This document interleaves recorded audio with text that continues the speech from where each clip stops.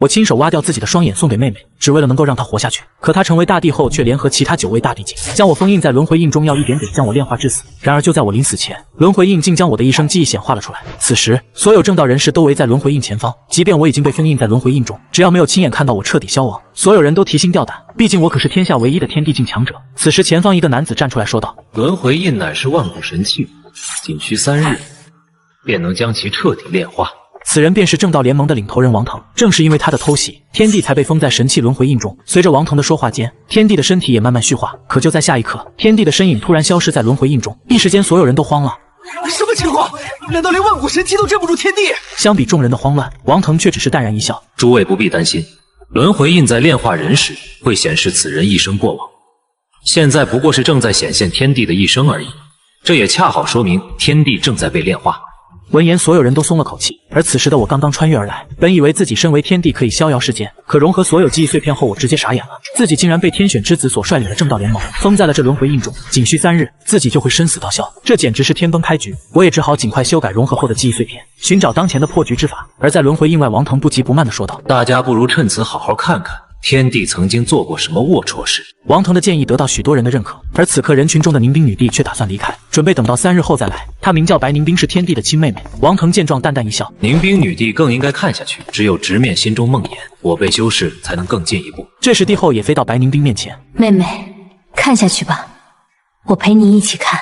王腾大帝说的颇有道理，伴随了我们这么久的梦魇，是时候直面他了。”而王腾目光炙热地锁定2人，接着扫过其他几位女帝。之前他连直视9大女帝的勇气都没有。如今天帝被封印，等到彻底将轮回印中的天帝炼化，我便能顺利成为新的天帝。到时我就将这9大女帝统统收为帝妃。此刻在轮回印中的我有些绝望，即使我修为盖世，也无法再从内而外的打破轮回印。于是我的目光停在了大殿内9位女帝身上，这些人都曾是我最亲近的人，只有让他们再度站在我这边，为我打破轮回印，我才能脱困。而轮回印会显示炼化之人的过往，于是我打算稍微修改过往，然后将其显示在轮回印上。对于从小看虐文长大的我来说，不把10大女帝虐哭，跪求我原谅，我的名字就倒着写。不过就算是修改，也不能太离谱，适当的进行微调即可。最终我的目光放在了白宁冰身上。首先她是天帝的妹妹，是最早和天帝结识的人，再加上小时候的记忆，白宁冰应该不会记得太清晰，这更利于白宁冰反水到我这边。于是轮回印上的一张画面展现在了大殿众人的眼前，在画面中呈现的是一个山清水秀的小渔村，一家3口正坐在简陋的木桌旁吃饭，父亲是一位豪爽的中年男子，而母亲则是温婉的中年女人。此时她腹部高高隆起，显然又有了身孕，而那名5岁的男孩正是天帝小时候的模样。看着轮回印中的画面，白宁冰喃喃道：“他们就是我的父亲与母亲吗？”自出生起，白宁冰就对父母没有任何印象。哈哈哈，儿子，你娘快生了，你想要弟弟还是妹妹？我想要个妹妹。隔壁小虎经常显摆他妹妹多贴心懂事，所以我也想要妹妹。我在镇上看了好多书，名字都取好了，就叫宁冰。大殿众人都是没想到，宁冰女帝的名字竟然是天帝亲自取的。一想到自己的名字是天帝所为，白宁冰甚至对自己的名字都厌恶了起来。吃完早饭，我陪父亲出去打鱼。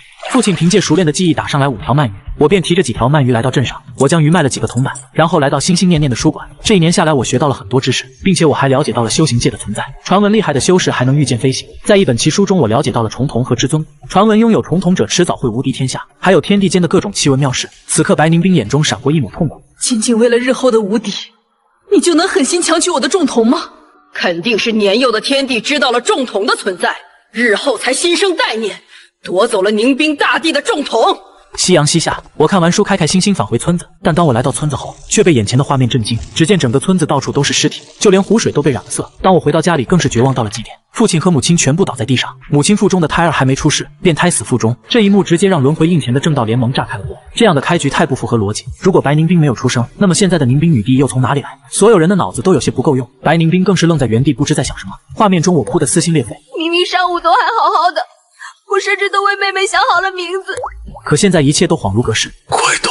这时父亲艰难地睁开眼皮，用尽全身力气说出几个字：小心叶落点。之后父亲便彻底断了气。我没有立刻逃走，对着父母的遗体重重磕了3个响头。之后我在村子里寻找幸存者，看着画面中惨烈的情景，剑神女帝心中痛恨道：明明你也遭遇过灭村灭族之痛，为何之后你还要屠了我剑神一族？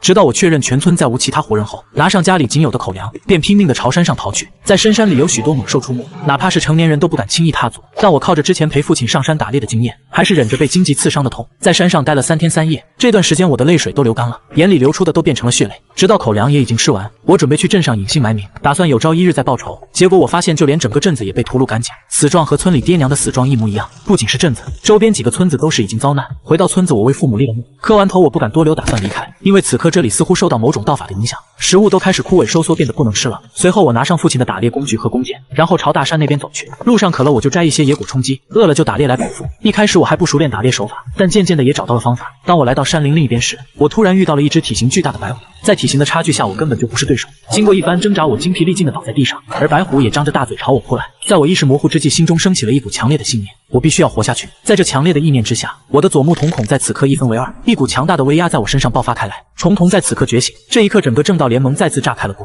他们怎么都没想到天地原本就有重瞳，要知道重瞳已经是无敌路，而白宁冰更是失声自问：你明明已经有了重瞳，为什么还要再来夺取我的重瞳？这时王腾再次站出抹黑天地。大家注意，他只是单目重瞳，并非双目，他一定是看到了宁冰女帝有一目重瞳，便心生歹念，只为凑齐双目重瞳无敌天下。重瞳开启后，我发现白虎的速度在此刻放慢了无数倍，我随意一个翻滚就能躲开白虎的攻击，但此刻的我还不知道这是我觉醒重瞳后的能力。于是在下一次白虎扑过来之际，我一个滑铲朝白虎身下而去，手中的柴刀直接刺入了白虎腹部，将其肚子划开了一道长长的口子。最终白虎怒吼一声，便再也没了生机。随后我来到湖边洗去了身上的血迹，突然通过湖水的倒影发现了自己左目底瞳孔，这才意识到我觉醒了奇书上记载的重瞳。我喜极而泣，爹爹娘亲，你们的大仇可以得报了。接下来的几天，我用白虎皮制作了一件虎皮衣服，将白虎的躯体烤成肉干充饥。一天晚上，我突然听到有人的声音，于是我躲藏起来查看，只见一男一女抱着什么东西急匆匆走了过来，隐约还能听见他们说道：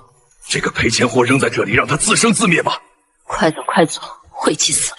两人放下手中的襁褓，便急匆匆走了。天色太黑，我没看清两人的相貌，但那襁褓中的女婴却被我看得一清二楚。女婴哇哇大哭了起来，我急忙走过去将女婴抱了起来。女婴被我抱起，顿时就不哭了，还眨巴着眼睛嘻嘻笑了起来。我不明白女婴的父母为何要将她抛弃，但女婴这时又哭了起来。我突然想起了之前大人们说过，大人说吃饱就不哭了，可这荒郊野外的哪里有奶水啊？于是我一狠心，直接在自己手指上咬了一口，鲜血瞬间流了出来。然后我将手指递到女婴嘴边，女婴本能的吮吸了起来，哭声也终于停止。伴随着咬破手指地方的鲜血停止流出，女婴又哭闹了起来。我见状，急忙将另一根手指咬破，再次让女婴吸吮。整整一夜，我都是靠着这种方式哄着女婴，而我整个人都肉眼可见的疲惫了许多。看着画面中的一幕，白宁冰心中情绪复杂。如果女婴是他的话，那他就是欠了天地的救命之恩。我抱着女婴来到了山下的一个小山村，把事情经过告诉了村长。老村长派人去通知了其他村民，没多久，一男一女就赶了过来，他们立马痛哭流涕的大喊：我的娃娃呀！我有些诧异的问道：等一下，昨天晚上不是你们亲手把这个孩子扔掉的吗？此话一出，两人顿时就像被踩了尾巴的猫一样。她可是我们的亲生女儿。就是，你见过哪个父母会扔掉亲生女儿的？我不是很确定昨晚就是这两人，但犹豫片刻，还是把女婴交给了两人。夕阳西下，我准备离开这里去更远处看看，但临走前我还是打算去那户人家查看一番。但就在我刚走到窗外，突然听到女婴哭了起来，伴随着男人烦躁的声音：这丫头动不动就哭，老子还要睡觉呢。反正那小子走了，不如再扔一次。女婴母亲的声音响起：万一又被那些多管闲事的送回来怎么办？要不我们把它卖了，可以卖给其他村里的人当个童养媳。听到此处，我一脚踢开了房门。你们也配为人父母吗？同时我手中已经握紧了柴刀和弓箭，男人反而一副不在乎的样子。他是我生的，要怎么处理老子说了算。我紧握拳头，寒声道：你不是想卖了他吗？好，我买。男人和女人有些不信的问道：你买？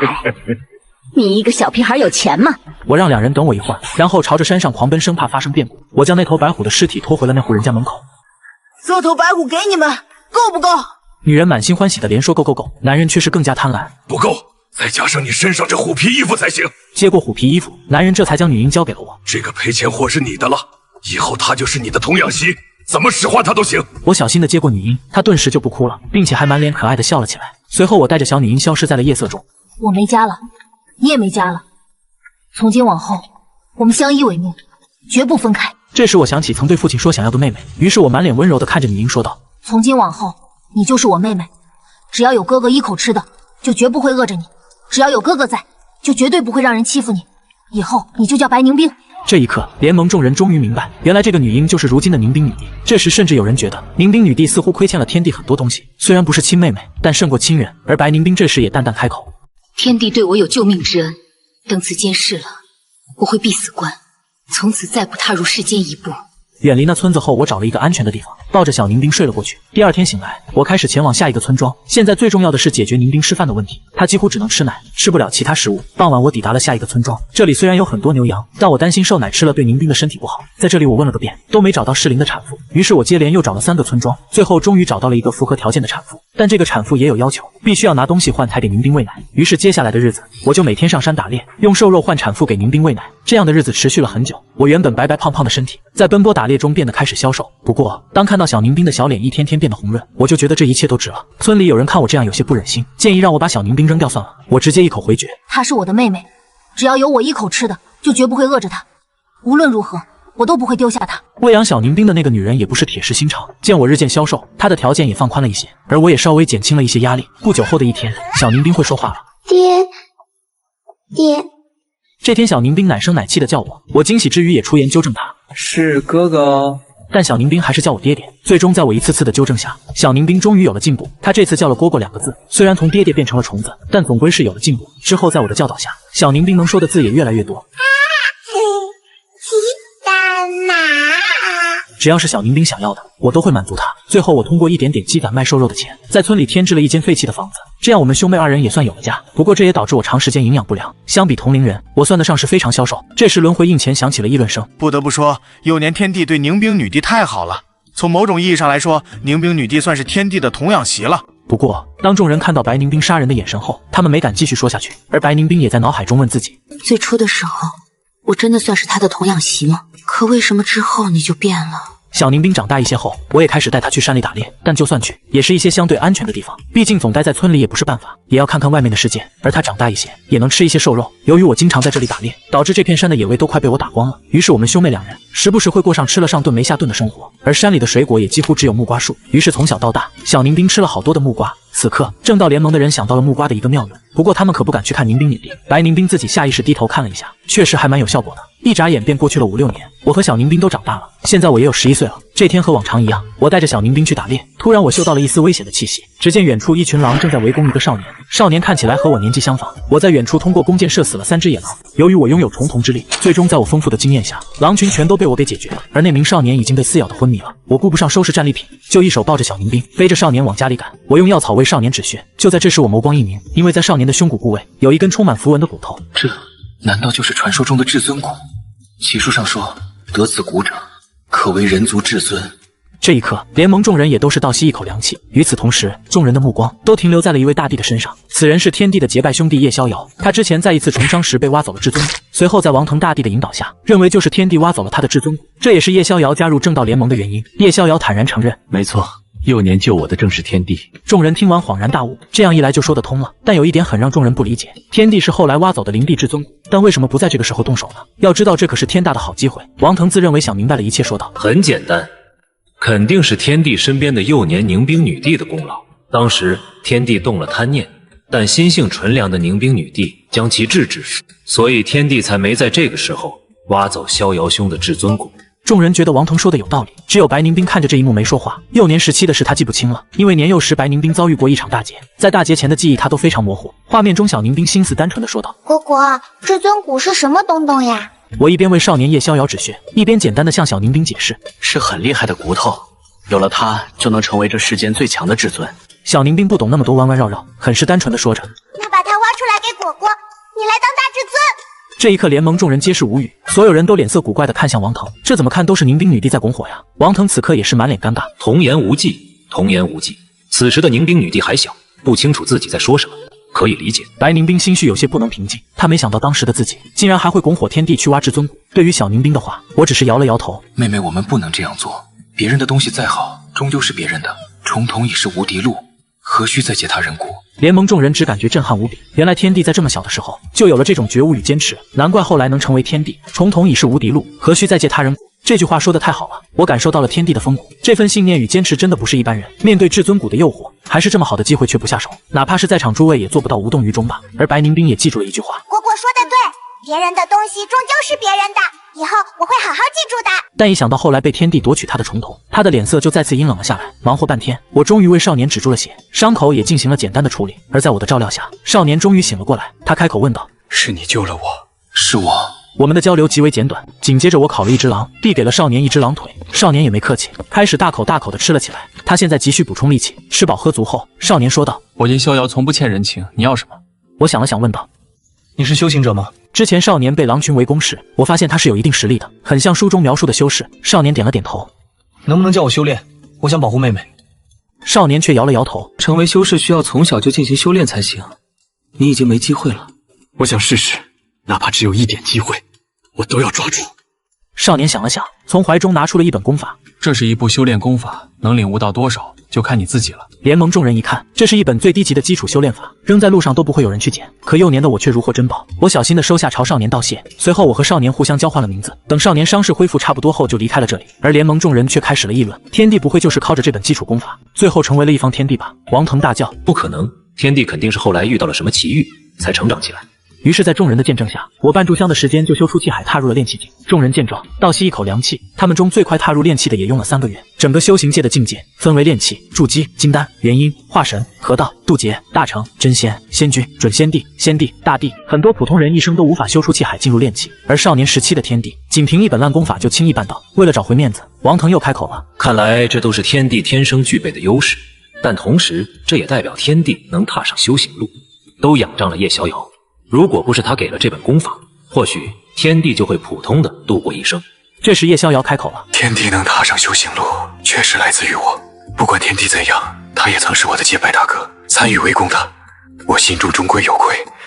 此件事了后，我便闭死关，从此不再过问世间。就在这时，有人大叫了起来：快看，少年天帝的气势还在不断攀升！此刻的我短短片刻就达到了炼气6重才停下。不是我冲击不动，而是我担心小宁冰会肚子饿，我要给他弄吃的。可小宁冰吃饱喝足后，我又开始继续修炼。随着时间推移，我从炼气6重突破到了筑基境。这一刻，联盟彻底炸开了锅。1日进筑基，哪怕寻遍诸天，也都是前无古人后无来者的存在。许多人都被这一幕震撼，但王腾还是把一切都归功于重瞳上，嘴里抹黑天帝的话一句也没少。而叶逍遥看着这一幕，心里却是非常复杂，甚至心里充满了痛苦。曾经他和天帝是实打实的结拜兄弟，然而天帝日后却残忍挖走了他的至尊骨。大哥，难道仅仅因为一根至尊骨就能让你变成这样吗？这番话叶逍遥没有说出来，其他人也不曾知道。哪怕到了现在，叶逍遥对天帝仍旧还是以大哥相称，可叶逍遥却一声轻叹，自己这个大哥终究还是变了呀。在接下来的日子里，我除了自己修炼外，还教导小宁冰修炼。我现在已经体会到了修炼的好处，虽然我不想让小宁冰参与进我未来的复仇事件中，但小宁冰修炼后能增加一些自保之力也是好的。此刻联盟众人都期待了起来，天帝眨眼入炼气，1日入筑基，而宁冰女帝同样身负重瞳，想必宁冰女帝的天赋也不会差。王腾更是信誓旦旦地说道：大家好好看吧，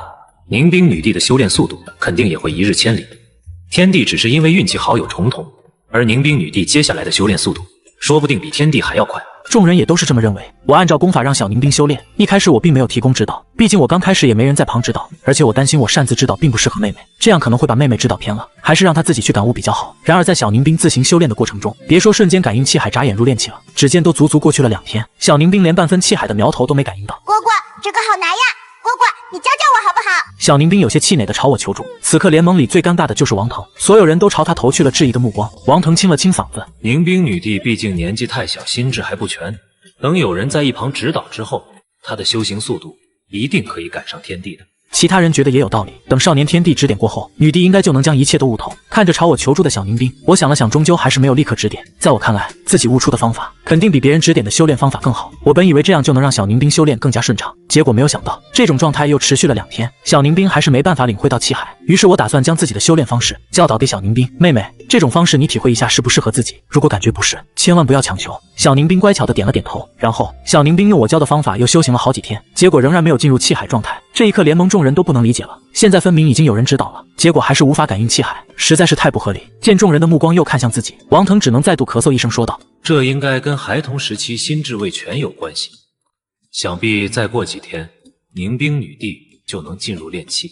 不过接下来发生的事情让所有人都感到大跌眼镜。如今轮回印中已经过去了足足半年，小宁冰还是没有感应到气海，这大半年他没有任何长进，这种天赋已经可以说是非常普通，哪怕是一些小修士都不一定比小宁冰的天赋差。在所有人疑惑的目光中，王腾说出了一个他认为最有可能的原因：诸位，现在只有一个解释，那应该就是宁冰女帝现在还没有觉醒重瞳。要知道，天帝是遭遇灭村之后才觉醒了重瞳，并且觉醒重瞳似乎有些条件。此此刻白宁冰也在思索，他只记得小时候曾遭遇过一场大劫，等他醒来后，他的重瞳之力就已经觉醒。至于重瞳之力是怎么来的，他一直觉得也是到了一定时机就自己觉醒了。王腾最终得出了一个大概的结论，诸位请听我一言。我感觉想觉醒重瞳之力，很可能是需要仇恨的激发，或在生命面对危机时才能觉醒。这个猜想立马得到了众人的认可。王腾大帝这番话说得有理有据，不愧是未来的天地之选。诸位抬爱了，如果我的猜想成立的话，其实天帝根本不算是救了宁冰女帝，反而是阻碍了宁冰女帝觉醒重瞳之力。如果当时没有天帝出现，那么野兽就会寻到婴孩时期的宁冰女帝，在面临生命危机时，宁冰女帝很可能就可以觉醒重瞳之力。所以不管怎么看，都是天帝阻碍了宁冰女帝的强者之路。众人都非常认可王腾的猜想，他们都觉得是天帝耽误了宁冰女帝，不然宁冰女帝如今的成就会更高，也许会成为宁冰天帝。而白宁冰看着这一幕却很不确定，他在心中问自己：真的是天帝阻碍了我觉醒重瞳之力吗？白宁冰心中隐隐有种感觉，真相好像似乎并不是这样。在接下来的时间里，小宁冰一直没能感应气海，到最后他自己都放弃了，索性摆烂不再修炼。我虽然无可奈何，但也没有强求。既然妹妹无法修炼，我日后好好保护她就好了。在这半年内，我的境界从筑基进入了金丹境界，又过去了2年，我已经从金丹达到了元婴巅峰。不过接下来我再怎么修炼，修为都停在了元婴巅峰，无论如何怎么钻研功法都不能进入化神境界。这时被震惊的联盟终于明白，天帝修炼的只是一本普通的基础功法，这种功法能修炼到元婴已经是极限，根本就无法达到化神境，并且也只有理论上才能修炼到元婴巅峰。可以说，少年天帝如今的境界是这部功法的极限，而不是天帝的极限。很难想象，给天帝一本好的功法，他在少年时期能修炼到何种地步。这3年过去，我和小宁冰都长大了，我14岁，小宁冰也长到了8岁。哥哥好无聊，我们去城镇那边逛逛好不好？听说那边有很多好玩的。现在小宁冰已经会叫哥哥，他每天都跟着我上山打猎，然后回村里，最多再去附近的村里转悠转悠。这样的日子刚开始还好，时间长了，他也就有些厌倦了。最近小宁冰听说大城镇的市集好玩，所以就很想去看看。我认为现在的实力已经可以保护妹妹了，于是便答应了下来。既然这样，我们今天就去城镇玩吧。小宁冰一听，整个人都激动地跳了起来。哥哥最好最好了。小宁冰的言语中满满的都是对哥哥的崇拜，还有能出去玩的欣喜。小宁冰将自己打扮得漂漂亮亮，还换上了最好看的一件衣服。即便她还是很稚嫩，但我似乎已看到她未来倾国倾城的模样。我带着小宁冰飞行前往城镇，刚进城，小宁冰就被眼前繁华的景象彻底惊呆了。这里真好玩，这里人好多呀，我从来没有见过这么多的人。哥哥他们的衣服好好看，尤其是那几个骑马的人。哇，哥哥那是什么？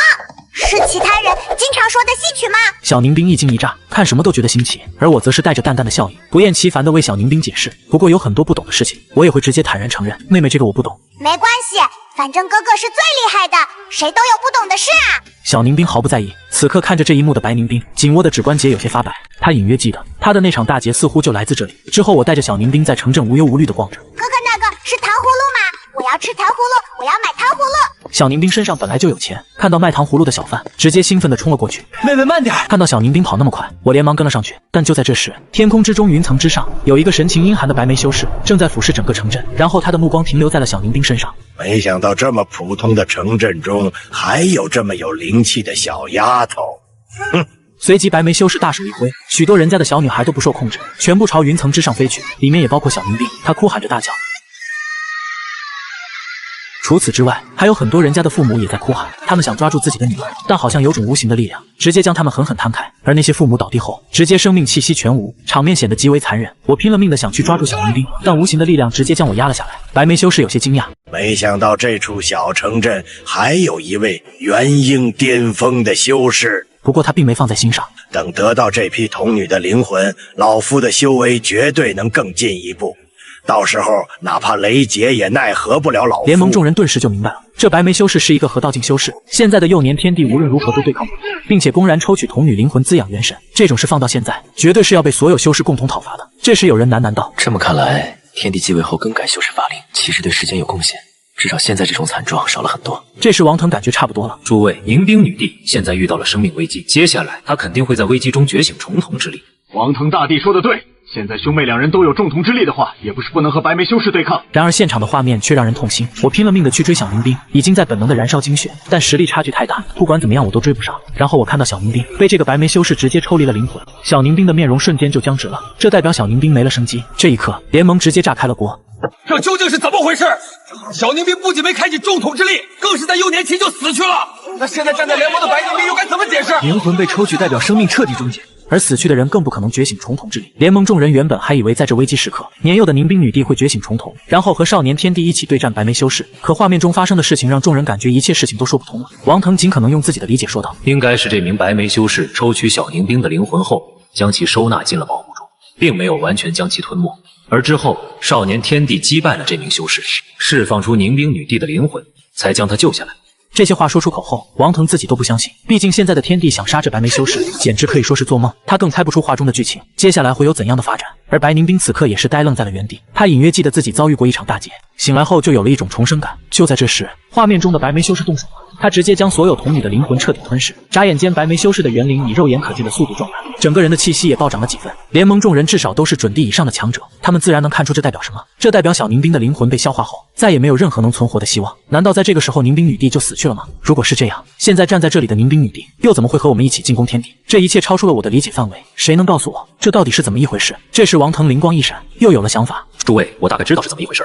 画面中的这个小女孩虽然和宁冰女帝同名，但她依旧不是真正的宁冰女帝，应该是这个小女孩在此时香消玉殒，而天帝之后又认了一个妹妹，而之后认的妹妹才是如今的宁冰女帝。众人虽然觉得这种猜想不太真实，但似乎这就是眼前最好的解释。毕竟画面中的小宁冰已经彻底死去，而白宁冰看着画面中的一幕，总觉得一切的一切都没有这么简单。此刻联盟所有人都听到了我在轮回印中撕心裂肺的嘶吼声。妹妹！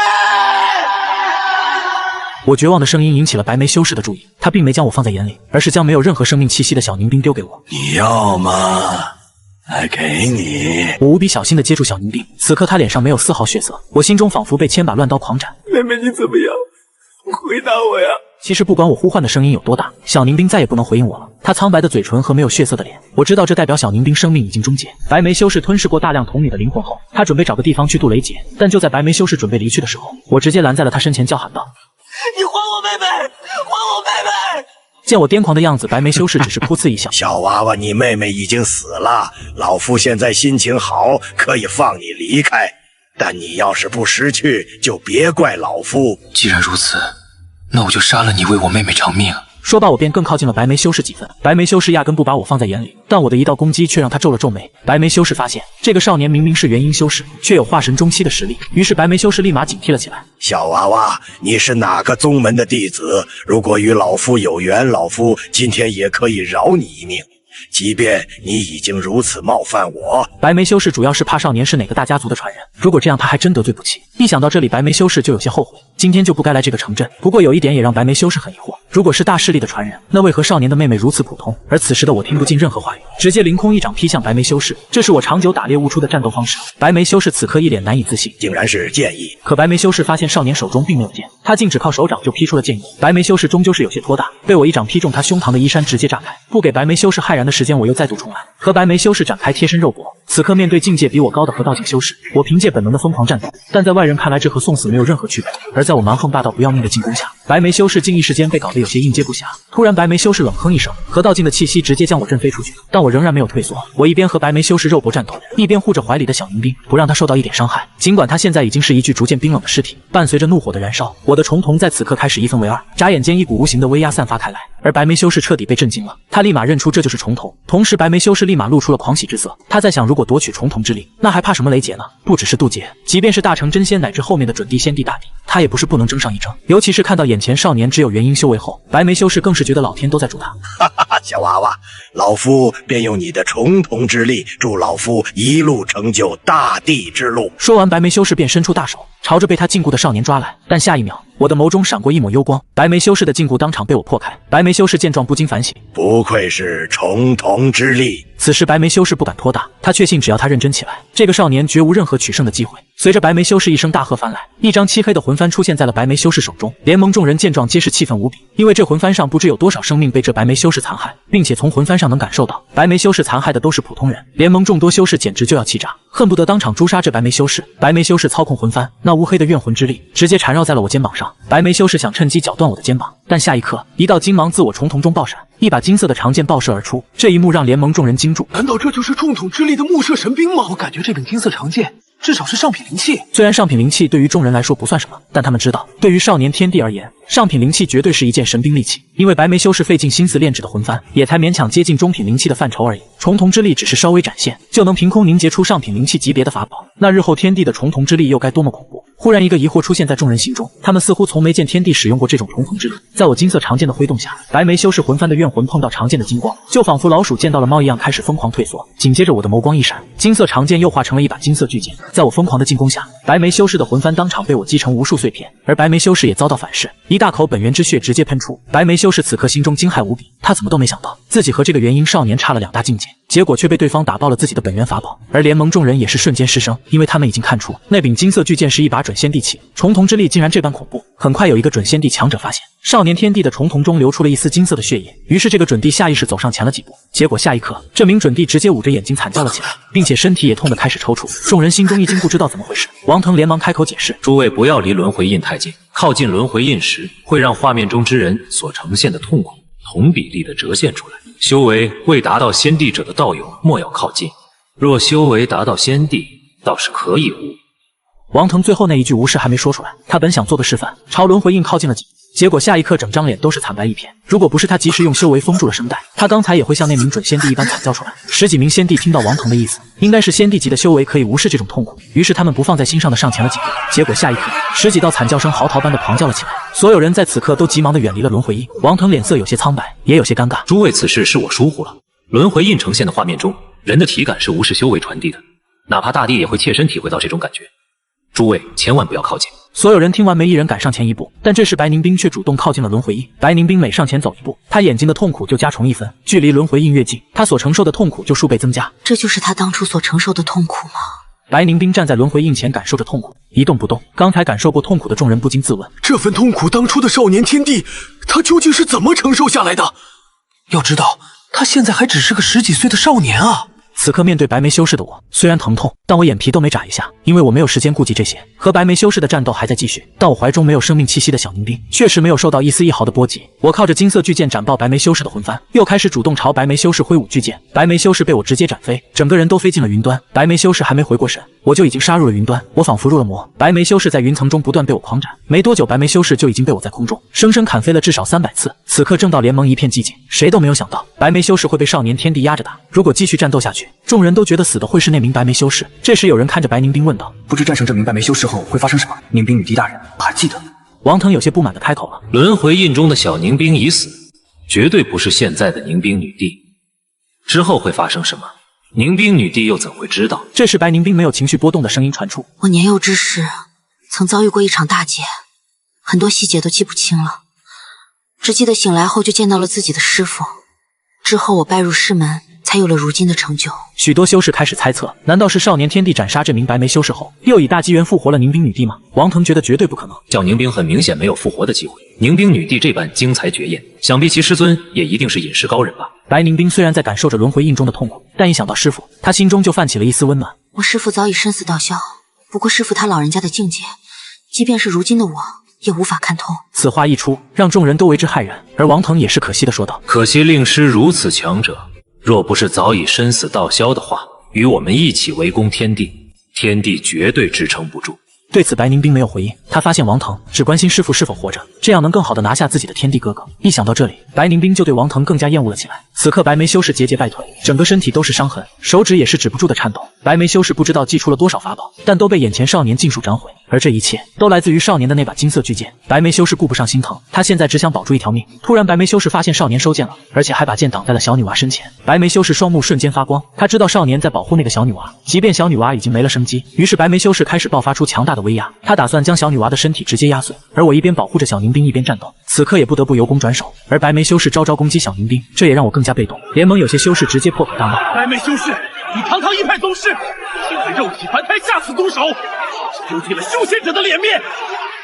由于白眉修士不停地针对小宁冰，我不得不分出更多的力量保护小宁冰，这让我根本无法对白眉修士发起攻击，甚至连防守都艰难了许多。突然白眉修士抓住机会，直接使出神通9阴血手，一只血红的大手朝我拍来，他的目标不是我，依旧是小宁冰。我已经来不及用巨剑格挡，只能本能的转身，用自己的后背挡下白眉修士的攻击。在这一击下，我当场喷出一大口鲜血，并且气息以肉眼可见的速度开始萎靡。之后白眉修士不停地用这种方式进攻，而我没办法用巨剑格挡，只能用身体去挡。现在的我能否保住性命已经成了未知数。此刻联盟众人皆是悲愤无比。死人，不值得！他早就已经没有气息了，你快逃吧！众人的这些话虽然传不进轮回印，但他们还是希望少年天帝能丢下小宁兵，这样少年天帝就还有机会。为什么少年天帝要做到这一步？或许少年天帝还是希望保存小宁兵的尸身完好，能有虚无缥缈的希望复活妹妹的可能性吧。就算天帝日后再怎么恶贯满盈，但此时对小宁兵真心没话说。而站在轮回印前的白宁兵，一双绝美面容也有了剧烈波动。他突然想起了之前哥哥对村民们说过的话：她是我妹妹，只要有我一口吃的，我就绝不会让她饿着。此刻白宁兵非常希望画面中的小宁兵就是他，但又不希望是他。如果真的是他，他都不知道该怎么去面对被自己背刺，几天后将要被炼化的天帝哥哥。小娃娃，你完了，都这时候了，还护着一个没用的废物女娃，怎么会有这么傻的人？你的重瞳老夫就收走了。白眉修士狂笑了起来。不许你这么说我妹妹，死也要拉你下地狱！这一刻，我发疯似的冲向白眉修士，并且我的元神开始出窍。白眉修士原本还不以为然，但突然他开始面色骤变，而联盟众人更是震惊无比。天帝疯了，他竟然要自爆元婴！这一炸之后，他将终生无法再入元婴之境。而白眉修士也是被惊住了，他从来没有见过这么恐怖的紫府元婴。普通人的元婴都是拳头大小，但少年的却看起来如同一尊府邸。与此同时，我的元婴紫府也倒了开来，而白眉修士被炸的瞬间苍老了几个。最主要的是，白眉修士灵魂遭到了强烈攻击，现在他随时都有被炸散的可能。联盟内已经失声一片，悲壮。天帝为了他的妹妹做的这一切，实在太悲壮了。这时，王腾朝白宁兵说道：“宁兵女帝，少年天帝已经炸掉了自己的紫府元婴，你不要再待在轮回印前。女帝犯不上在这种时候承受同等的痛苦。”面对王腾的劝说，白宁兵一动不动，他承受着这股难以想象的痛苦，即便是他都有些承受不住。但白宁兵却发现，轮回印中的哥哥连眉头都没有皱一下。白宁兵自进入大地境后，已经很多年没有过痛的感觉了，但此时在痛苦的刺激下，一些记忆碎片在他脑中逐渐清晰。他记起来了，他小时候很怕痛，原来并不是他成为大帝就不怕痛，而是他许久没有感受过痛的感觉而已。小时候有哥哥的保护，哥哥从来没有让他痛一点。记忆画面中，少年天帝与小宁兵在村中的遭遇逐步重合。轮回印中，白眉修士再次吐出一大口精血。现在的白眉修士显得萎靡不振，修为已经跌到了化神境，但现在他依旧有解决少年的能力。白眉修士嘴里不断大叫着：“重瞳之力绝对是老夫的！”经历过凝结2把神兵后，我的眼中早已流出了大量的金色精血。我想再次使用重瞳的神通，但却没有成功。我伤的实在太重了。看着距离我和小宁兵越来越近的白眉修士，我面露坚毅地做了一个决定。此时我体内磅礴的气海如同开大了开关一样，疯狂朝着我的重瞳之眼涌去。联盟众人惊呼：气海本源再被抽取的话，他就真的要成为一个彻底废人了呀！生都无法再修行。并且少年天帝的气海绝对是众人见过最为浩瀚的。寻常修士的气海最多算得上是河流大小，而少年天帝的气海却如同汪洋大海般浩瀚。如果这样的气海被炸，未免太过可惜。白眉修士燃烧大量精血，准备发起最后的强势一击，但他的攻击还没出手，便被我浩瀚的气海所淹没。同时，我右眼重瞳射出了一道恐怖光芒，整个空间在此刻都在战栗。一道无光径直射向白眉修士，白眉修士身躯瞬间被斩成2截。此刻，白眉修士彻底陨地，而联盟所有人心中都是震惊无比。炎帝竟在少年时期就掌握了毁灭无光。所有人都认为少年天帝实在太强了，但随着元婴炸开，以及瞳孔不断流出的金色血液，众人也都知道少年天帝已经奄奄一息。要不是天帝不愿丢掉怀中死去的小宁兵，天帝也绝对不会这么惨。而站在轮回印前的白宁兵，一双美眸也彻底震颤了起来。他无法想象少年天帝是如何承受下这份痛苦的。想着想着，一些小时候的记忆画面逐渐开始在白宁兵脑海中清晰起来。随着我将白眉道人斩杀后，我的身体也已彻底透支，此刻身体直直的朝地面坠落。我用尽全力将小宁兵护在上面，自己的后背朝下。突然，王腾再次发表见解，看来一切都很明了了。天帝这只重瞳右眼只有毁灭无光，却没有复苏的白光，这代表他日后强挖了宁兵女帝的重瞳，只为夺走宁兵女帝的复苏白光。王腾此话一出，众多修士都看向了白宁兵，他们觉得有些不对，因为他们有人见过白宁兵使用重瞳，但似乎并不是复苏白光，而白宁兵本人心中更是清楚，他自己从未使用过复苏白光，他的重瞳从来都是毁灭无光之力。突然间，一个大胆的猜测出现在了白宁兵心中，白宁兵心中无法平静，不可能，那样的话绝无可能。此刻我即将坠落到地面，如此高的高度，我掉下去必死无疑。但就在这时，刚才被我毁灭无光切开的空间裂痕，突然伸出了一只苍老干枯的手，那股力量将我包裹，然后我开始轻飘飘地降落在地。王腾忍不住地冷哼道：此人是整个天玄界的千古罪人，他竟出手救下此刻的少年天帝。下一刻，一道苍老的身影从被我切开的空间裂痕中出现，这是一名白发苍苍的老妪，而联盟的白宁兵当场惊呼出声：“师父！”此人正是白宁兵的授业恩师，而联盟也再次炸锅，他们怎么都没想到，这名出手的老妪是宁兵女帝的师傅。而王腾的脸色也变得难看至极，因为刚才他对这名老妪进行了辱骂。宁兵女帝，我刚才并没冒犯尊师的意思，多谢前辈救我一命。我艰难地对着老妪叩了一礼，老妪和蔼一笑：“无妨，我今日在别处空间恰好感应到你切开空间裂痕，想来是你我有缘。”突然我想到了什么，心中涌起了最后的希望。还请前辈救救我的妹妹。面对我的请求，老妪则是淡淡道：“已死之人，肉体凡胎与我无用，为何要救？”这一刻，整个联盟都寂静了。他们原以为肯定是慈悲为怀的老妪救活了小宁冰，但事实却打了他们的脸，而白宁冰也是怔在了原地。原来师尊对我的好，也是因为我的重瞳吗？白宁冰意识到这世上没有无缘无故的好，但天帝对小宁冰这种不求回报的好又算什么呢？突然，白宁冰发现自己的信念产生了动摇。见老妪不愿救小宁冰，我有些急了。前辈，我对你而言也是个将死之人，为何前辈救了我，却不救我妹妹？老妪再次和善地笑了笑。你不一样，你对我是有用之人，因为你有重瞳。少年人，你不要误会，我不会取走你的重瞳，相反，我还会将我拥有的一切都赐予你。见我一脸疑惑，老妪继续解释：“我乃合欢宗之人，虽然合欢宗在上古前已经覆灭，但仍留有无上传承。这些年，我一直在寻找传人，本以为世间再无合适之人，没想到在这里遇到了你。以你的天赋，定能让合欢宗重放异彩。”联盟内王腾心里酸得不行，他搞不懂这些奇遇为何没发生在他身上。看到少年天帝一副很心动的样子，王腾嗤之以鼻地笑道：“在我看来，少年天帝的心智也不过如此，他终究只是为了得到这份力量，变得更强而已。”王腾说完这些话，心中满满的都是优越感。在王腾看来，他和天帝并没区别。这时，轮回印中的少年天帝开口了：“我要是得到这份传承，能救我妹妹吗？”而王腾听到这句话后，有些不敢想象，少年天帝竟不是为了自己，而是为了有力量去救妹妹。面对我的提问，老妪直接给出了答案：“不能，因为你妹妹已经死了。莫说是你，哪怕大帝在此，都救不了你妹妹。”闻言，我的表情顿时平淡了下来。既然如此，这份力量对我而言也毫无意义。这一刻，老妪有些无法保持平静。你可要想清楚，即便获得这份传承不能救你的妹妹，也能让你恢复实力。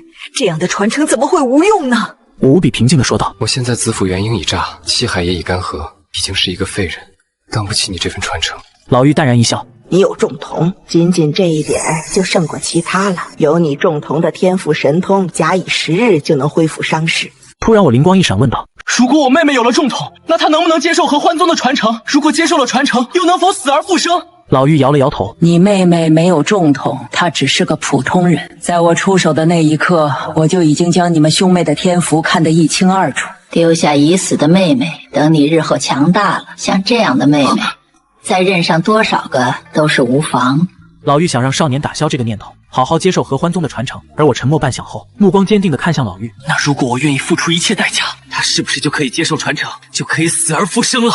这句话如同一道惊雷，直接在联盟炸响。天帝说了什么？他要把眼睛送给妹妹，然后让小宁冰接受传承，然后死而复生。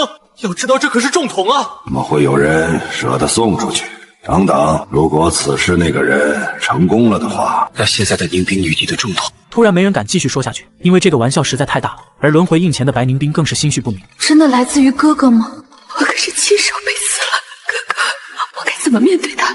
这时王腾站出安稳局势：“诸位不要多想，天帝一定没成功，毕竟小宁冰已经死了，这是一个无可争议的事实。”显然老妪被我的想法惊到了，她想了半天还是开口道：“少年人，我佩服你对妹妹的这份呵护之情，但我要告诉你，即便你将重瞳移植给你妹妹，她仍旧是一个死人，一个死去的人无法接受和欢宗传承。”此刻我的目光中闪烁着蜥蜴之光。前辈说的没错，一个死去的人无法接受传承。可是前辈，你可以先将我妹妹救活，对吗？老妪有些急了：“开什么玩笑？我何时说过可以救她了？”我继续说出自己的理解：“如果前辈救不了，根本不必说这么多。前辈一定可以救我妹妹。前辈只需回答我，到底有没有能力救我妹妹？”我隐隐发现，这个白发老妪似乎不能说谎。沉默良久后，老妪终于开口了：“不错，即便是大帝在此，都救不了你妹妹，但我可以。”联盟内又是一阵倒吸冷气之声，他们不敢想这老妪到底有多强。王腾趁机插话：“宁冰女帝的师尊当真是前辈高人，怪不得宁冰女帝都看不透其师尊的境界。”不知为何，王腾总感觉这老妪给了他一种虚无缥缈的感觉，隐隐透着一种怪异。突然，老妪又开口了：“不过我不会救他，你才是和欢宗最合适的传人。”我无比笃定地说道：“不，前辈，你一定会救他，因为接下来他就会拥有我的这只重瞳。”说完，我便做出了要把重瞳抠出来的样子。老妪当场被吓了一大跳。少年人莫要冲动，你要知道，即便我救活他，召回他的灵魂，他也会是一副活死人的状态。那我妹妹如果接受了传承，是否可以恢复如初？老妪想说些什么，但似乎真的不能说谎。最终，她缓缓点了点头。既然如此，这就够了。念及这里，我一只手放在重瞳上，另一只手掌放在小宁冰的眼睛。老妪挽留的话还在继续，但我已经不再去理会。下一刻，我施展了重瞳的神通，移瞳之术。轮回印前的白宁冰突然面色惨白的退了好几步。重瞳的移瞳之术竟这么痛吗？这种痛远超之前的炸开元婴抽干气海。突然有人忍不住询问：那位尊者不是曾被前任统治者强取过那双神瞳吗？难道现在是第一次体会这种痛苦吗？白宁冰摇了摇头。那一次我在先前就被天地打晕，对一切毫无所知。等我醒来之后，重瞳便已经没有了。突然，白宁冰认为也许当年的事情另有隐情，不然哥哥完全可以在他清醒的状态下动手，也让他体会这种痛苦。过去了很久，我忍着晕厥过去的痛苦，终于坚持了下来。等一切结束，我的右眼成了一只普通的眸子，这正是小宁冰之前的眼睛。前辈，快救我妹妹！仅仅只是这么一句，就几乎耗尽了我所有的力气。老妪重重叹了一口气，最终只能无奈地布下了隔绝法阵，同时一部澎湃的魂力爆发开来。没多久，我就看到小宁冰的灵魂自空中飘了回来，在老妪的引魂术下，小宁冰苍白的脸很快又有了血色，同时她也有了气息。多谢前辈，接下来还请前辈马上给我妹妹进行合欢宗传承。老妪停止引魂术，传承之地不在此处，片刻后我会通过空间裂痕带她去传承之地。此次一去，你们兄妹二人不知何时才能再相见。我轻轻嗯了一声，同时不舍地看着怀中的小宁冰。没多久，我便扭头不再去看她。前辈，请带我妹妹前往合欢宗传承之地吧。老妪大手一挥，小宁冰便先行进入了空间裂痕。你妹妹这一去，不知要多久，等她回来要如何寻你？我平静地开口道：不必了，我想必活不到那个时候。老妪一双老目在此刻不禁震颤了起来。原来刚才少年人已经当成了此生最后一次和妹妹的见面。想了想，老妪抬手一挥，一道灵魂印记打入了我的体内。等你妹妹修炼归来，如果你还在，她会依靠这道印记找到你。多谢前辈。我再次艰难开口，我知道这印记多半没用，但是给了我坚持活下去的希望。老妪惋惜地说道：可惜我的职责是寻找传人，传承之地的资源都要给传承者享用，我无权动用，不然我倒可以拿些丹药来医治你。不过在沉默片刻后，老妪还是朝我打出了几道魂力，这些魂力稍微滋养了我的灵魂。我感觉自己比之前风中残烛的状态好了太多，至少能保下一条命。在我疑惑不解的目光中，老妪笑了笑：我虽然不能动用合欢宗的资源给你，但我可以用我自己的力量帮你一把。如你所见，我早已死去，现在是魂体之态，正因如此，我才能引魂召回你妹妹的魂魄。不过我现在的状态也只能滋养你的灵魂，帮不了你更多了。什么？宁冰女帝的师尊竟然是一道魂体？这则消息当场在联盟炸开了锅，白宁冰也终于解开了一个心中疑惑。原来师尊只是魂体之态，怪不得之前总觉得他如此虚无缥缈。原来如此。听到老妪的话，我并没太多表情变化，而王腾见状却急了。他不愿相信少年天帝的判断就远超于他，这简直比杀了他都难受。合欢宗对每个传承者的问题都必须和盘托出，这也是我无法说谎的原因。不过相比你妹妹，你这少年人还是合格了太多。如若不是我乃合欢宗的魂首，断然没有引魂的能力。如若不是你将他的肉身保存完好的话，灵魂同样无处安身。或许真是这小丫头与合欢宗有缘。多谢前辈，您是我妹妹的大恩人。我再次朝老妪艰难地行了一礼。不过前辈还是没有说为何会救我。我现在没了重瞳，元婴已毁，气海已干，完全就是一个无用的废人。前辈为何还要帮我一把？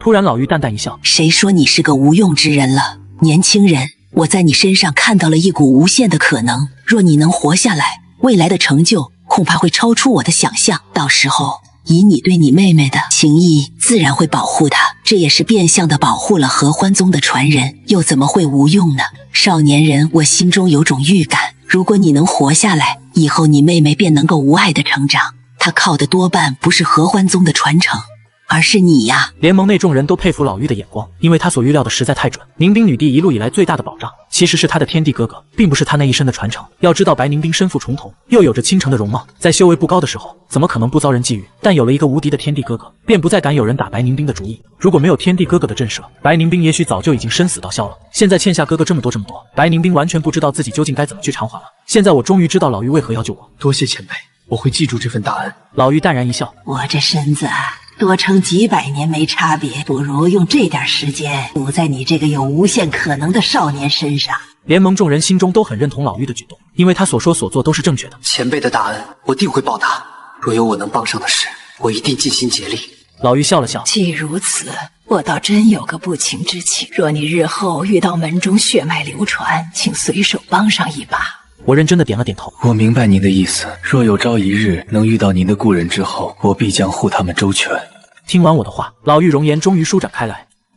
好，时间差不多了，我该带你妹妹去了。少年人，你定不会让我失望。在老妪即将离开之际，我突然想起了一件事。前辈，不知您可听过阎罗殿这个势力？老妪认真思索后，还是摇了摇头。见多识广的老妪也不知阎罗殿是什么势力。离开前，老妪又反问了我最后一个问题：少年人，你为妹妹牺牲至此，若换成她也会如此待你吗？这番话让联盟的白宁冰如遭雷击，这对他来说就是灵魂拷问，他已经有些崩溃了。听到老妪的话，我露出了淡淡的微笑。他会，他一定也会，但我希望他永远不要遭受这样的事。我的这番话让轮回印前的白宁冰彻底破防，他的泪水忍不住的从美眸中滑落。我没这么对你，我什么时候这样对过你啊？白宁冰深知自己不仅没掏心掏肺的对哥哥，还狠狠将他背刺。天地宫内有很多机关和隐秘，这些哥哥都毫无保留地告诉了他，可白宁冰却直接背叛了哥哥，还带着众人拔刀对向了那个哥哥。我竟然背离了那个人，我竟然对他做出了那种事。少年人，有缘再见，希望你妹妹不会让你失望。在我对老妪的最后一礼中，老妪便带着小宁冰消失在了这片空间，而我也被老妪用最后的力量进行传送，整个人飞在空中，不知去往何方。在老妪布下的结界消失之时，数名大修士立马赶来查看，结果一无所获，都不知道刚才这里发生了什么。就在少年天帝不知飞往何方时，轮回印前的白宁冰眼里早已噙满了泪水。突然他爆发出了大地的力量，目标竟是轮回印，他想要毁了轮回印，将哥哥救出。就在这时，一道凌厉的剑意阻挡住了白宁冰。我早已察觉，果然你想救你哥哥出来。出手之人是剑神女帝，大帝王腾连忙上前劝阻宁冰女帝。天帝作恶多端，不能将其放出来。白宁冰表情没有丝毫波动。他是我哥哥，我必须把他救出来。或许我哥哥对不起天下人，可他没有对不起我。无论如何，我都会救他出来。与我哥出来后，我会劝他放弃天帝之位，我会和他一起隐居，不再过问世事。到时候这天地无论谁做，都与我们无关。好一个你哥哥对不起天下人，却没有对不起你。那我剑神一族被你哥哥屠驴又怎么算？这时剑神女帝的剑意愈发的冷冽，王腾也急忙的再次劝阻。你可要三思啊！要知道你的重瞳就是你哥哥取走的，他也有对不起你的地方。白宁冰坚定的回答道：我的重瞳原来就是我哥哥给的，他想要取走，本就是理所应当。说话间，一道散发恐怖气息的星盘出现在白宁冰头顶，星盘里仿佛隐藏着浩瀚星河。众修士当场惊呼：白宁冰竟祭出了合欢盘，这可是白宁冰的本命法宝。当年白宁冰靠一手合欢盘，不知镇杀了多少地级强者。宁冰女帝，您可要三思啊！为了一个作恶多端的天帝，真的不值。或者天帝小时候对你很好，但他已经变了。是啊，女帝，他如今不再是当年的那个孩子了。众修士齐齐劝阻宁冰女帝改变心意，可众人的劝阻却让白宁冰更加坚定。这条命就是我哥给的，今天即便为了救我哥死去，也是理所应当。就在这时，剑神女帝也祭出了本命法宝。王腾急了，他怎么都没想到宁冰女帝会反水。如果在联盟展开双帝战，这里将会毁于一旦。宁冰妹妹收手吧，你没有胜算的。这时站出来的不是别人，而是天帝的帝后柳倾城。其他7位女帝没有出手，但他们也知道剑神女帝加上帝后2人已经足够了，并且他们也不屑于多人围攻1人之事，于是他们联手稳定空间，不然这里肯定会毁掉。突然王腾在心中念叨着，要不彻底让宁冰女帝陨落吧。但就在产生这个想法的同时，王腾却突然有种被远古巨兽盯上的感觉。王腾心中无比骇然，难道这是被困在轮回印中的天帝使出的无上神通？或许天帝在宁冰女帝身上设置过一些自动保护她的禁术，一旦她遇到性命之危就会自动触发。王腾越想就越觉得这个可能性很大，同时他也庆幸没有贸然对白宁冰出手，不然后果不堪设想。不过王腾也不打算任由3人这么打下去，于是他突然祭出了一件法宝镇天塔。白宁冰正全力抵抗剑神女帝和柳倾城，怎么都没想到王腾身为大帝如此卑鄙，猝不及防下直接被罩在了镇天塔之中。众修士惊呼：天塔不是在万年前就丢失了吗？有镇天塔在，就可以限制宁冰女第一段时间了。王腾，你在做什么？这时剑神和柳倾城同时看向王腾，他们都对王腾偷袭的举动感到不适。王腾立马装出大意的模样说道：2位女帝，我也是没办法。放心，镇天塔不会伤害宁冰女帝，此事了了，我会亲自向宁冰女帝谢罪。众修士还真被王腾被糊弄过去了。是啊，王帝也是为了天下着想，切，只是为了解决天帝这个大祸患。王腾大帝真的有为世间天下的悲天悯人之心。剑神看着王腾，美目中充满了不屑。他多少能猜出王腾的心思，因为刚才他也有种被恐怖力量锁住的感觉。此刻镇天塔中，白宁冰使用合欢盘对着镇天塔不断的冲击，想要突破出去。王腾让众人不要担心，镇天塔是防御神器，即便是宁冰女帝也无法立马重开。如果剑神女帝想要突破镇天塔的话，估计一切就不好说了。剑神女帝负剑而立，剑者心之刃也，即可为杀，也可为护。你的灵心剑从不只为攻击而存在，然后就在剑神说完这番话后，他整个人都有些一怔，不知为何他的头有些隐隐作痛。刚才的那番话他好像在哪里听过。突然王腾发出了惶恐的惊叫声：“宁冰女帝她疯了吗？”只见在震天塔中的白宁冰正在燃烧精血攻击震天塔，此刻合欢盘的力量比之前更加璀璨。王腾虽然担忧，但还是解释道：“诸位放心，即便如此，宁冰女帝短时间内也无法脱困。哪怕宁冰女帝脱困出来，天地还没有被完全炼化，但天地的实力也会被虚弱到大地以下，那时一切便都无惧了。”王腾的话让众人松了一口气，在所有人看来，现在形势一片大好，接下来只要等天地被炼化就好。而在轮回印中的我看着外面的一切，看着白宁冰拼命救我的举动，我心情有些沉重。我总感觉幼年时的那一切不像是我编的，就好像是真的，甚至想在我身上发生过一样。不过我现在没心情想这个，只靠白宁冰一人肯定无法将我救出来，我得多拉几个大地反水才行。于是我的目光停留在了剑神身上，因为他的灵星剑号称有着极致的攻击，就是你了，剑神女帝。随即我整合了一下有关剑神女帝的记忆碎片，斟酌一下后，将其显示在轮回印上，然后再度进行改变。不知为何，我总感觉我编的就像是真的，就像真的发生过一样。此时有人惊呼了起来：“快看，轮回印之中又有画面了！”刚才轮回印的过往画面出现了短暂的停止，众人认为可能是刚才3位女帝大战波及到了轮回印，现在随着3人大战终止，轮回印中的过往画面又再度呈现了出来。此时轮回印中，刚才我与白眉修士大战所在的地方，已经来了数十位大修士，但他们却没有任何收获。此刻小宁冰早已被老妪带走，而我则是被老妪传送到了非常遥远的地方。不知过了多久，我终于从空中跌落到了地上，但落地的瞬间有股轻柔的魂力将我拖住，最终我安稳落地。我知道这是老妪最后的手段，我艰难起身环顾四周，我现在只有一个感觉，那就是冷。这里冰天雪地异常的寒冷，若是元婴和气海都完整，我自然不怕冷，但现在的我只能算是一个废人。不过我并没对老妪抱有怨气，之前在空中和白眉道人大战时，我就已经完全远离了村子。最后老妪若不把我随机传送走，一旦落入大修士手里，只会更惨。接下来我只能靠自己了。我一步一步走在雪地上，现在我需要先搞清楚这里是什么地方。这是一座人烟稀少的小城，即便我衣着单薄就要撑不住，少数路过的几个路人也对我冷漠或是避之不及，而我的身体早就达到了极限，再加上茫茫大雪影响了我的判断，最终我身体终于支撑不住，直接倒在了大雪之中。联盟内众人又开始了议论：天帝现在身体状况真是一团糟，他现在算个普通人呐，就算有人发现，也会下意识绕开行走。这样我足足倒在了大雪里1天1夜，期间都没人来帮忙。但好消息是大雪停了。就在这时，一名衣着朴素、戴着雪帽的少女正一口一口哈着气，暖和着自己的小手。她恰巧从这里经过，少女注意到了倒在地上的少年，她犹豫片刻，还是俯下身摇晃起了少年的身体。喂，你醒醒，你醒醒！王腾见状直接发出冷哼：这名少女如果救了天帝，那就是千古罪人。少女晃动了少年几下，发现少年早已冻僵，并且少女似乎还发现少年是个修士。少女犹豫了一下，还是起身想要离开。她的理智告诉她不要多管闲事，但她想离开的态度并不坚决。她每走2步就回头看一次，看得出来少女很善良。突然，少女听到了少年发出的一道呢喃声：“妹妹，爹，娘。”联盟震天塔内的白宁冰，当听到命悬一线的哥哥都这个时候了，还在担心他，这让他的攻击更加疯狂。他想要快点出去救哥哥。听到少年的呢喃后，少女终于停下了脚步。既然挂念家人，肯定不是坏人吧？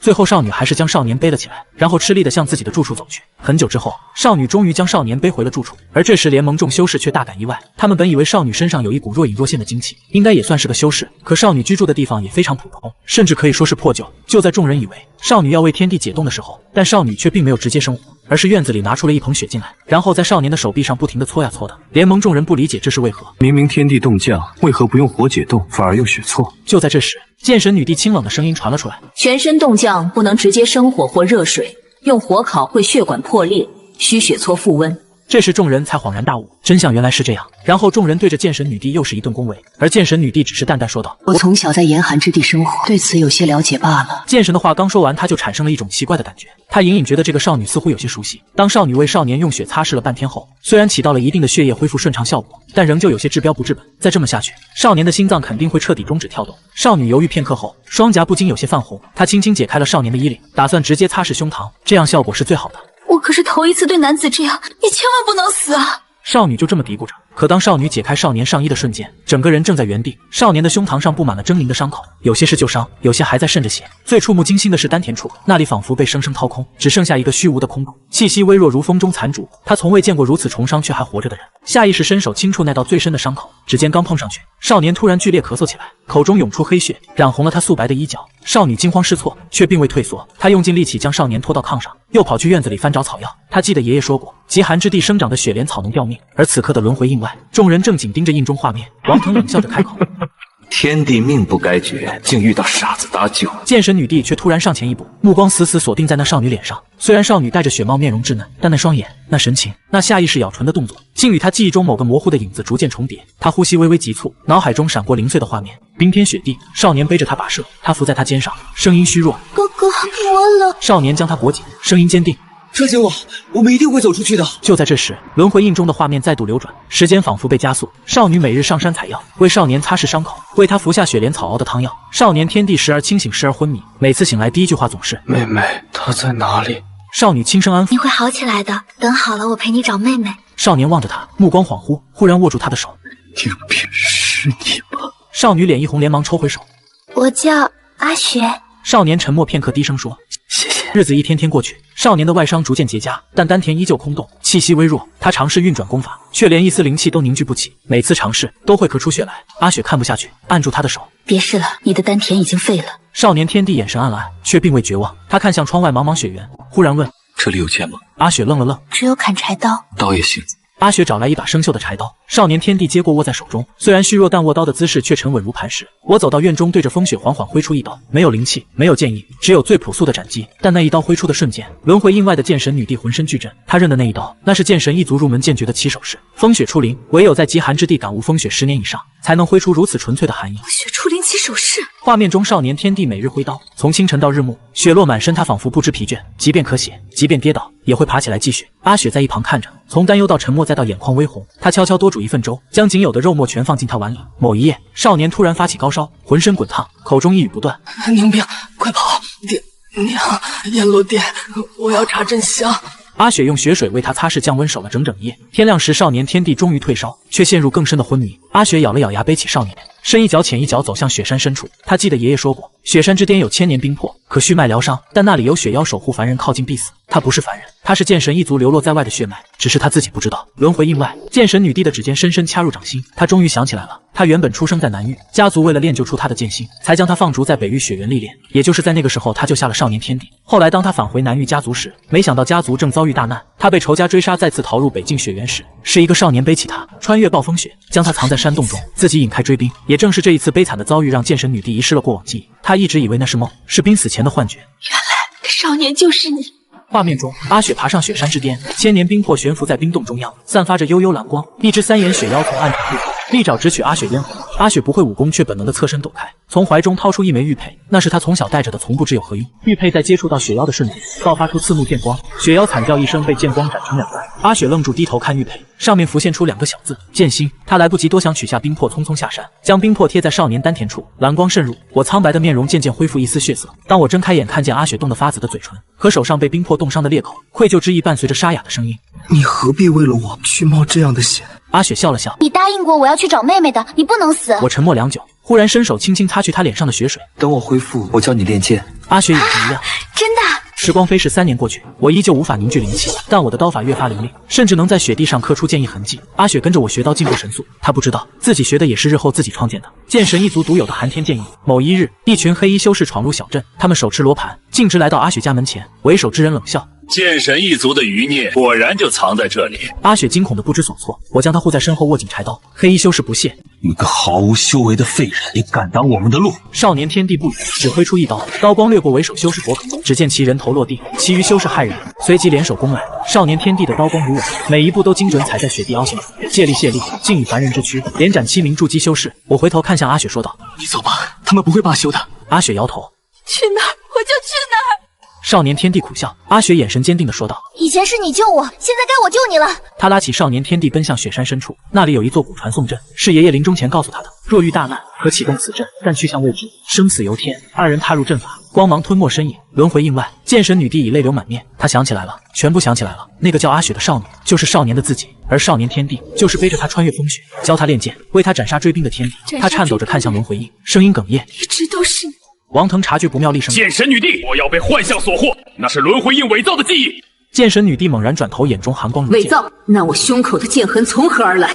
我为何会是寒天剑影？又为何一见他就觉得心痛？他抬手撕开衣襟，左胸上方一道陈旧剑痕赫然在目，那是当年追杀者留下的，本该致命，却被人以剑气风度心脉保他一命。他一直不知是谁救了他，现在他知道了。王腾还想再言，剑神女帝却已拔剑，剑锋直指震天塔。放他出来！王腾面色铁青，剑神女帝，你也要倒了吗？是。剑神女帝一字一顿，若这一切都是真的，我欠他不止这条命。帝后柳倾城闪身上前拦住剑神女，妹妹冷静，冷静！剑神女帝惨笑，若他真是那个人，那我如今围攻他，与忘恩负义有何异？柳倾城蹙眉看向轮回印，画面仍在继续。传送阵将少年与阿雪送到一处荒古秘境，这里灵气枯竭，妖兽横行，少年天帝依旧无法修炼，但我凭借重瞳残留的洞察之力，与一身千锤百炼的刀法，硬生生在秘境杀出一条血路。阿雪在一次战斗中为救少年天帝，被妖兽毒爪贯穿肩膀，剧毒攻心，奄奄一息。少年天帝背着他跋涉千里，寻到一株解毒圣草，却有一只金丹境妖兽守护。少年天帝以凡人之躯与妖兽血战3日，最终一刀斩其头颅，自己却也重伤濒死。我将圣草喂给阿雪，自己倒在血泊中，气息渐弱。阿雪醒来，扑到他身边，哭喊着摇晃他：“你别死！你说过要教我练完所有剑法的。”少年天帝勉强睁眼，抬手擦去他的泪：“对不起，我食言了。”阿雪疯狂将灵气渡给他，可他修为太低，灵气入体如石沉大海。他绝望地抱住少年天帝。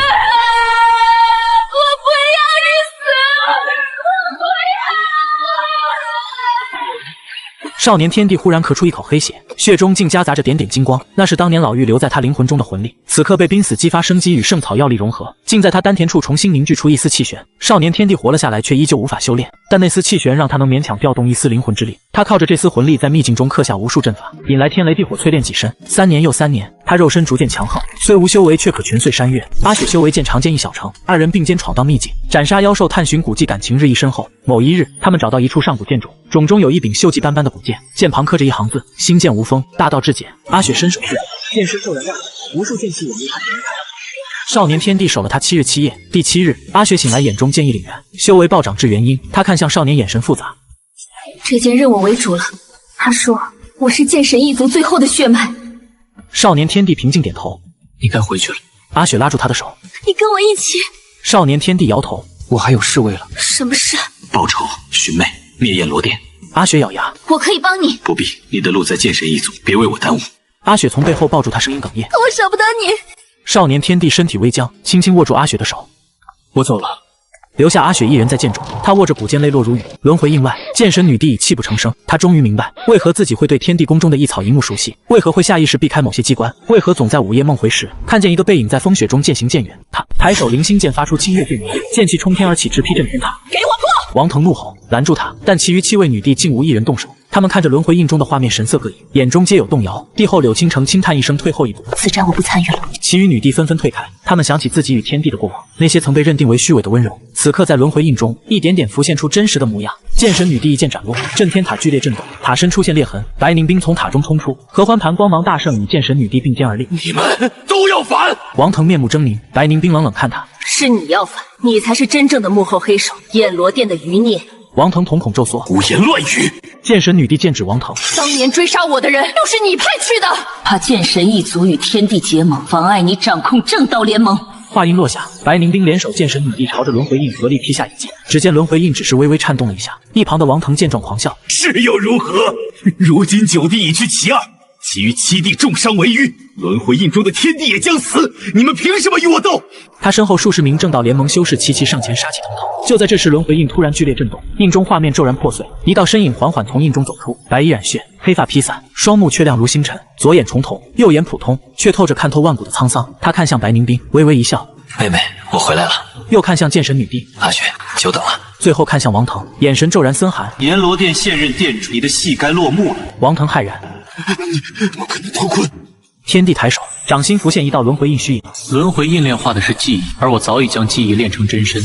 印中的我是过去，印外的我是现在。他一步踏出，气息节节攀升，从凡人直入筑基、金丹、元婴、化神、河道、渡劫、大成、真仙、仙君、准仙帝、仙帝，最终停在大地巅峰，威压笼罩天地众生贵府。王腾面色惨白，转身欲逃，天地一指虚空破碎，王腾惨叫，肉身崩灭，神魂被擒。天地捏碎其神魂，从中抽出一缕黑色咒印，正是阎罗殿殿主印记。当年灭我全村，屠我全镇，追杀宁兵，设计离间9帝，皆是你阎罗殿所为。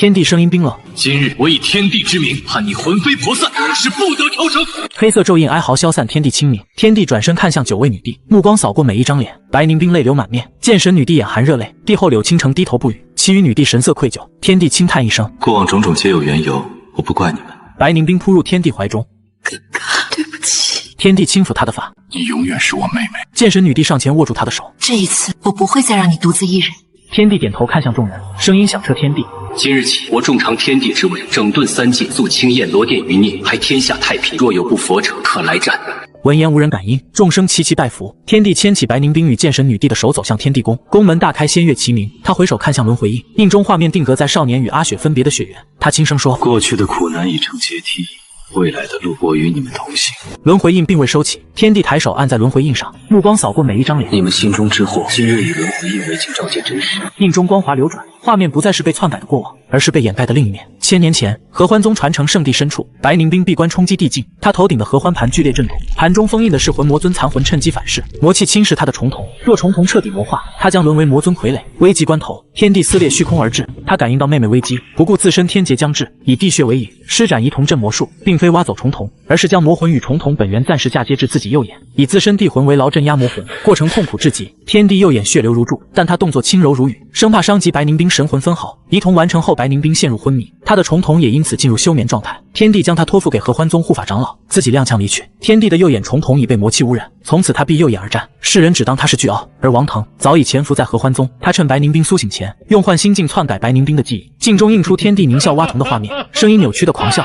此瞳当归我所有。”白凝冰醒来时，右瞳空洞剧痛，眼前幻象未散，他摸向空洞的右眼，恨意滔天。此刻真相浮现，白凝冰颤抖着摸向自己的右眼，重瞳金光流转，他终于明白这瞳从未离开，只是曾被污染，而哥哥用自己眼睛替他承受了千年魔石之痛。天帝右眼缓缓睁开，瞳中已无金光，止于普通黑眸。为何回忆被我炼化，瞳早已干净。轮回印的画面转至上古战场葬神渊，叶逍遥与天帝并肩探索，遭遇深渊守护者骸骨帝君的攻击。叶逍遥为护天帝，以至尊骨硬汉帝君一击，至尊骨当场碎裂360片，陷入心脉命悬一线。天帝燃烧半身地血布下逆势回天阵，将叶逍遥伤势倒流至骨碎前一瞬，但至尊骨已毁，碎片若不尽数取出，3日内必死。天帝以至天手剖开叶逍遥胸膛，并非挖骨，而是如绣娘穿针，将360片骨碎片逐一剥离，每取一片，便以自身混沌骨髓填补，确保叶逍遥修为不损。取出碎片后，天帝将其封入养龙关，至于时间秘境温养需万年方可重聚。而王腾买通天地宫进士道走养龙关，并以镜像石伪造现场。叶逍遥醒来时，只见胸口被剖至尊骨消失，身旁留天帝玉佩，玉佩映出幻象。天帝手持至尊骨冷笑离去，叶逍遥仰天惨笑：“大哥，你为何挖我骨？”如今真相大白，天帝自虚空照出养龙关，360片至尊骨已融合如初，金光冲霄，骨归原位。叶逍遥气息暴涨，跪地泣不成声：“大哥，我愚不可及。”画面切至剑神族地天剑锋，并非天帝屠戮，而是藏氏族与阎罗殿勾结，欲解封天剑锋下镇压的失地，但需要剑神嫡系血脉献祭。那一夜黑雨倾盆，10万藏氏从天而降，剑神族长血战致死，临终以秘法传讯天帝求援。此时天帝正在北境镇压血妖之乱，接到传讯后撕裂虚空赶至，却迟半步，全族仅剩藏在剑冢的少年阿雪。天帝挟阿雪突围，藏氏族的3尊准帝围杀，天帝为护他，左眼重瞳超负荷施展毁灭无光，斩1尊重伤2尊，自身却中了尸神咒，不得不遁走疗伤。王腾以剪影石录下天帝与藏氏族的激战画面，却剪去前半段藏氏屠族影像，只保留天帝挥剑剑气波及族地的片段，更伪造3名剑神遗孤，指认天帝为凶手。剑神女帝看完轮回印中的真相，突然拔剑斩碎虚空，剑痕中浮现族长的残念，声音嘶哑：“你终于看见真相了。”阿雪丢下剑走到天帝面前，轻触他左眼下的旧疤：“这道疤是为护我留下的吗？”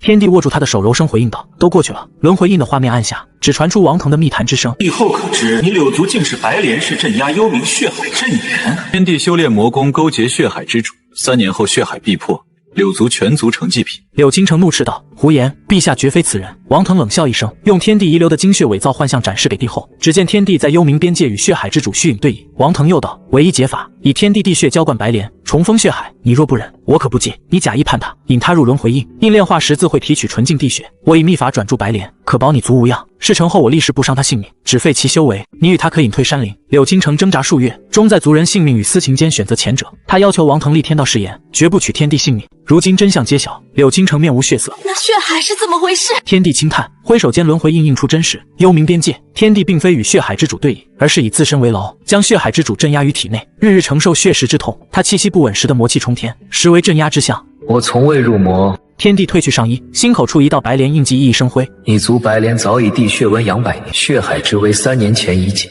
柳倾城瘫坐在地失声痛哭，我以为我在救族人，原来一直都在伤害你。天帝轻轻扶起他，你的心我从未怪过。轮回印中的情景快速闪过，其他几位女帝皆被王腾以类似手段所骗。百花女帝的独子中是魂骨，王腾谎称骨为天帝所下，唯有天帝死了骨才能解开，实则天帝早已暗中为其解毒，却被王腾的幻术所掩盖。玄冰女帝修炼走火入魔，需用万年冰心救命，王腾谎称冰心在天帝宝库，天帝吝啬不给，实则天帝早已将冰心炼入丹药赠他，他却因幻术未能看见丹药，反而看见天帝嘲讽他得幻象。烈焰女帝族中圣火将息，需天帝的太阳真火重燃，王腾伪造天帝拒绝的幻象，并称为天帝死方可夺真火本源，实则天帝早已分出一缕真火本源藏于他闭关处，也被幻术所遮蔽。星月女帝观测星象，得到地星陨落星帝当立的预言，王腾篡改星图，将陨落指向天帝，星帝指向自己。然而真星象显得确实，地星精竭，光耀万古。青云女帝痴迷剑道，王腾献上是地剑诀，称为怀沙地之心方可炼成，并伪造天帝打压他，夺其剑谱假象，而剑诀实为地级魔功，一旦修炼就会入魔。五帝看完各自真相，皆跪地跪泣。吾等有眼无珠，请天帝责罚。而天帝只是缓缓说道：“王腾之举，以人心之惧、之贪、之爱为饵，终既非你们之过，是我未能早些察觉，护你们周全。”天帝走向轮回印中央，左目重瞳金光大盛，以轮回印为鉴，映照所有真实。从此三界再无冤屈，刹那间金光席卷天地，所有被篡改的记忆，所有被掩盖的真相，化作光雨洒落世间。众生凡曾对天地有疑者，此刻皆见真实，悔恨、愧疚、敬仰之念汇成洪流。天地气息再度攀升，突破大地极限，踏足轮回天地之举。他俯瞰众生，声如天线。即日起，三界律法重定，摄巡天境，监察天下。愿者可自诉，恶者无所敦行。万事太平，九地归位，万族朝拜。轮回印化为一座通天巨碑，立于天宫之前，碑明真相，永镇世间虚伪与阴谋。天帝牵起白凝冰与剑神女帝的手，走向宫门，回首间目光扫过众生，过往之痛已成序章，未来之路，你我同行。